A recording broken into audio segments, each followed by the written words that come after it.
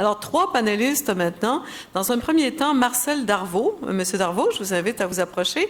Alors, je vous le présente, diplômé en génie forestier et en écologie forestière, docteur en biologie de l'Université Laval. Marcel Darvaux a d'abord travaillé au Service canadien de la faune. Depuis 2003, cependant, il est chez Canards Illimité Canada, chercheur scientifique au sein du programme Boréal national. Il est aussi professeur associé à l'Université Laval, chercheur régulier au Centre de la science de la biodiversité du Québec et chercheur associé au Centre d'études de la forêt. Ses travaux portent sur l'écologie et l'aménagement des zones riveraines et des milieux humides forestiers et sur la faune qui leur est associée. Ses loisirs l'amènent également plus d'une fois par semaine en forêt urbaine, ou bien pour observer les oiseaux ou pour s'entraîner simplement. Mais alors, M. Darvaux, on vous écoute. 10 minutes. Voilà. Merci beaucoup. Le micro est ouvert. Oui. Je suis très heureux d'être parmi vous aujourd'hui. Pour moi, c'est assez original de me retrouver à parler de forêt urbaine alors que presque 100% de mon temps de travail, mon temps de chercheur est consacré à la forêt boréale. Alors, je vais vous donner un point de vue de chercheur de la forêt boréale sur les forêts urbaines. Pour moi, ce qui saute aux yeux quand je me promène dans les boisés urbains, c'est qu'il y a énormément de gens. Ça fait énormément contraste avec certains grands massifs de la forêt boréale qui sont demeurés vierges. Ceci dit, on a encore plus de 50% de notre territoire qui est intact, mais il y a quand même une bonne empreinte de l'activité industrielle qui est déjà perceptible dans ces milieux-là.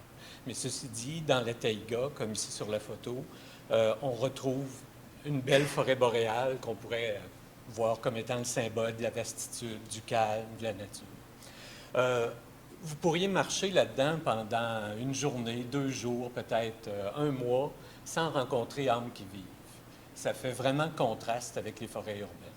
Une question qu'on peut se poser, c'est pourquoi est-ce qu'il y a si peu d'amateurs de plein air qui vont dans cette forêt-là? C'est sûr que vous allez me dire, c'est pas une forêt de proximité, ça coûte cher y aller. D'un autre côté, d'autres pourraient dire, ouais, mais avec toute la technologie qu'on a, les sports extrêmes qui sont de plus en plus populaires, on devrait retrouver du monde. Moi, je vous propose une explication qui est un petit peu différente. Ça part du fait que les humains vivent de plus en plus en ville. En 1950, selon une étude de l'ONU, on avait 2 fois plus de résidents dans les milieux ruraux que dans les milieux urbains. Il y a quelques années, on s'est retrouvé avec 50% d'urbains, 50% de ruraux. Puis là, comme vous le voyez sur la courbe, on a une tendance lourde à ce que les milieux urbains soient de plus en plus ceux où on retrouve les humains. On prévoit qu'en 2050, il y aurait 2 fois plus d'humains dans les villes qu'en milieu rural. Là, je vous imagine, certains d'entre vous, tout le moins, en train de vous dire « Ouais, ça n'a pas de bon sens, nous autres, c'est pas comme ça. » Vous avez raison, c'est pas comme ça, c'est pire. En Amérique du Nord, 82% de la population se retrouve dans les villes. On est le continent qu'on pourrait décrire comme étant le plus urbanisé. C'est vrai pas seulement pour nos voisins aux États-Unis, mais au Canada, les proportions sont à peu près les mêmes. C'est remarquable d'ailleurs. C'est important d'être conscient de ça. Il y a des conséquences sur l'utilisation récréative. Je reviens un peu à ma question de tout à l'heure. Un exemple va être au niveau de la baisse de fréquentation des parcs nationaux. Ici, vous avez les résultats d'une étude de 2 chercheurs, Pergams et Zaradik, qui ont comparé l'utilisation en nombre de visites par année au Japon, aux États-Unis, puis en Espagne. Alors, on a des patrons, mais on a comme 2 groupes de courbes, mais grosso modo, vous aviez, dans à peu près tous les cas, sauf en Espagne où la fréquentation a toujours été basse, on a eu une augmentation, à un moment donné, un plafonnement, puis là, on est dans une phase de déclin de l'utilisation. Au parc de la Mauricie, à peine 100 km de nous, c'est la même chose aussi. En 2001, selon le plan directeur du parc, on a eu 346 000 visiteurs. En 2008, on en avait 260 000, une baisse de 25 %. Un deuxième exemple, important pour quelqu'un qui travaille chez Canards Illimité, la vente de permis de chasse aux oiseaux migrateurs. La vente de permis a baissé systématiquement depuis 1978. Elle semble s'être stabilisée, mais il demeure... Oups, excusez. c'est écrit là. Il demeure qu'on a eu 60 de baisse du nombre de permis vendus. Ce n'est pas parce qu'il y a moins de canards, il y a autant, sinon plus, de canards en général. Puis ce n'est pas non plus parce que les gens sont moins bons chasseurs. C'est une autre raison, c'est lié à l'urbanisation, probablement. Je pourrais vous en parler en long et en large. Je vais citer une dernière étude de 2 chercheurs du Royaume-Uni, Soga et Gaston, qui vient tout juste d'être publiée. Puis eux, ils ont essayé d'aller voir un peu dans le futur en regardant comment l'utilisation des milieux naturels par les enfants avait changé. Alors, ils ont des données qui se sont étalées entre 1998 et 2009. Puis sur le graphique, ici, vous avez des histogrammes qui présentent le pourcentage des enfants qui n'ont jamais expérimenté. Autrement dit, quand vous voyez une hausse, comme par exemple sur le premier bâtonnet, la première paire de bâtonnets, c'est les visites, les excursions de randonnée en montagne. On avait 55 des jeunes qui n'en avaient jamais fait il y a 10 ans. Maintenant, on est rendu à presque 70 les autres exemples, ça va être probablement difficile à lire sur le graphique. Alors, il y a le seul fait de grimper dans des arbres. Ça, c'est sûr qu'il y a encore des jeunes qui grimpent aux arbres, mais au Royaume-Uni, il y en a de moins en moins. La pêche a chuté. Bien, le nombre de jeunes qui n'ont jamais pêché est 2 fois plus abondant qu'avant. Même chose pour le plaisir de capturer des insectes ou encore de faire de l'observation d'oiseaux. Il y a plusieurs conséquences, dont 3 qui sont plus importantes. La première, c'est qu'à force d'aller de moins en moins en nature, on se retrouve avec une crainte accrue de la nature.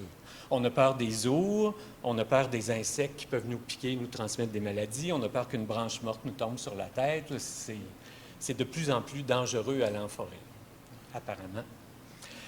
On a aussi, ça a été montré dans plusieurs études, puis aussi résumé dans l'étude que je cite ici, il y a une diminution générale de la santé puis du bien-être des humains. Tout à l'heure, Jérôme parlait d'îlots de chaleur. Quand on voit des gens qui font de la marche en forêt, ça peut être apaisant, etc. Alors, il y a le bien-être général, puis la santé physique plus traditionnelle qui diminue au fur et à mesure qu'on diminue le contact avec la nature. Le dernier point, c'est une perte de préoccupation à l'endroit de la nature. Ça, c'est pour moi qui suis un chercheur en milieu forestier plus nordique, puis qui s'intéresse à la conservation, bien, on voit que les élus sont de moins en moins intéressés ou préoccupés par les questions de conservation de la nature, puis c'est entre autres lié à cette déconnexion-là qui est en train de se faire. On peut se poser à ce stade-ci la question, est-ce qu'on est déconnecté de nos forêts urbaines à Québec? Bien là, si on regarde dans les parcs urbains, etc., on voit qu'il y a toujours quelqu'un, dès qu'il fait le moindrement beau un peu, qui va occuper un banc public. Puis même avec des contraintes de mobilité, on voit que les gens sont attirés par les milieux urbains. Ça, c'est juste une évidence empirique. Un petit peu plus scientifique, les observateurs d'oiseaux utilisent toutes les forêts urbaines publiques. Sur la carte ici en bas, qui pourrait partir, disons, grosso modo, dans le coin inférieur droit de l'université, puis qui se rend au Mont-Bélair dans le coin supérieur gauche, vous pouvez deviner que dans les petits lambeaux, sur le bord de la rivière Saint-Charles, comme ici, là, au point rouge, il y a un petit lambeau de forêt, puis ça peut être assez pour que vous voyez un ornithologue sur l'heure du midi, mais chaque midi, il va y aller systématiquement pour voir s'il n'y aura pas une paruline des pins qui traîne ou quelque chose comme ça. La base de plein air de Sainte-Foy, que vous connaissez bien, elle est utilisée beaucoup plus régulièrement. C'est comme un milieu parfait. Là. Il est utilisé matin, midi, soir, tous les jours de la semaine par les observateurs d'oiseaux. Puis vous auriez la base de plein air, la découverte au Mont-Bélair, qui, elle, est utilisée peut-être plus souvent la fin de semaine que la semaine parce qu'elle est légèrement plus loin. Alors, on voit qu'il n'y a pas une déconnexion totale ici.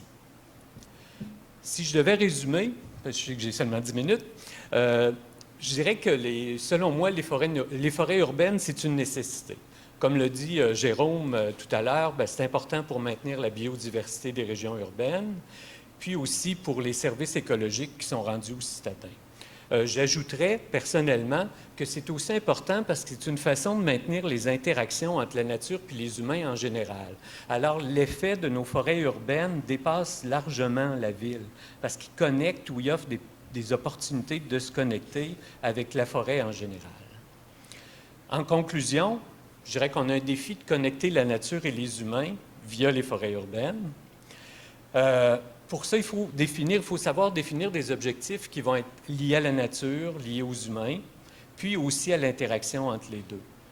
Alors, c'est pas évident à faire, j'ai pas le temps d'en parler, mais il y a des façons pratiques qui recoupent un peu ce que Jérôme a fait ou d'autres travaux qu'on a fait en forêt boréale. On est capable d'élaborer des réseaux de forêts urbaines qui vont atteindre tous ces objectifs-là, selon nous. Mais souvent, ça vaut la peine. En science, on cherche toujours à vérifier, puis à se demander si on a réussi. Fait que là, la dernière question qui reste, c'est comment savoir si on a réussi. Je vais peut-être parodier Boucard Diouf pour finir avec une touche humoristique. Puis je vais vous dire, tu sais, mon garçon, si un jour tu peux voir des humains danser avec des arbres, c'est peut-être une place où ils sont connectés. Je vous remercie.